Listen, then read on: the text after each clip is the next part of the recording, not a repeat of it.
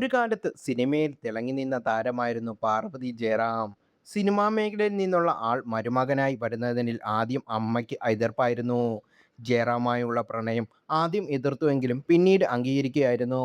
വിവാഹത്തോടായി അഭിനയ മേഖലയോട് ബൈ പറയുകയും ചെയ്തു പാർവതി.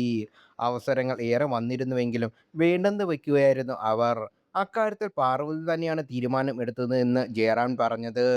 വീട്ടിലും മക്കളെയും കാര്യങ്ങളൊക്കെ നോക്കി നല്ല തിരക്കിലായിരുന്ന തുടക്കകാലത്ത് കാര്യങ്ങളെല്ലാം പാർവതി ചെയ്തിരുന്നത്.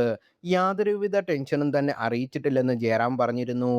അച്ഛനും അമ്മയ്ക്കും പിന്നാലെ മകനും സിനിമയിൽ അരങ്ങേറിയത്. ബാലതാരമായി തുടങ്ങി വർഷങ്ങൾക്ക് ശേഷം നായകനായി സജീവമാകുകയായിരുന്നു കാളിദാസ്. മലയാളത്തിൽ മാത്രമല്ല തമിഴിൽ നിന്നുള്ള അവസരങ്ങളും താരപുത്രൻ സ്വീകരിച്ചിരുന്നു. അച്ഛനെ പോലെ തന്നെ മിമിക്രിയിലും കഴിവുണ്ട് മകന്.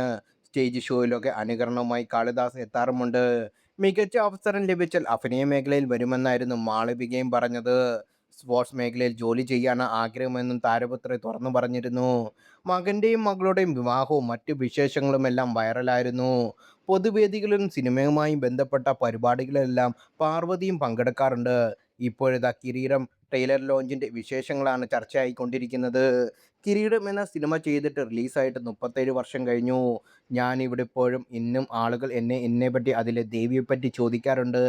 അന്ന് തൊട്ട് ഇന്ന് വരെ എനിക്ക് അംഗീകാരം കിട്ടിയ ക്യാരക്ടറാണ്. 2-3 ദിവസം മുന്നേ എന്നെ ഈ പരിപാടിയത്തേക്ക് സിബി സാർ വിളിച്ചപ്പോൾ ഞാൻ ഉറപ്പായും വരാമെന്ന് പറഞ്ഞു. എനിക്കൊരു കടം വീട്ടാനുണ്ടായിരുന്നു. ഇത്രയും വർഷമായിട്ട് ആരോടും ഞാനൊരു നന്ദി പോലും പറഞ്ഞിട്ടില്ല.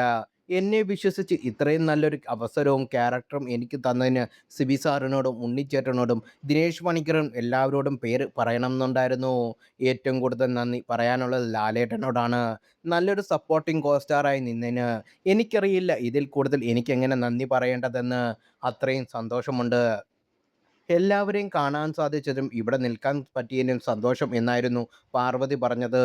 അന്നത്തെ പോലെ തന്നെ ഇപ്പോഴും ഒരു മാറ്റവും ഇല്ലല്ലോ എന്ന് പറഞ്ഞപ്പോൾ എനിക്ക് പ്രായമൊക്കെ എന്നായി എന്നാണ് പാർവതി പറഞ്ഞത്.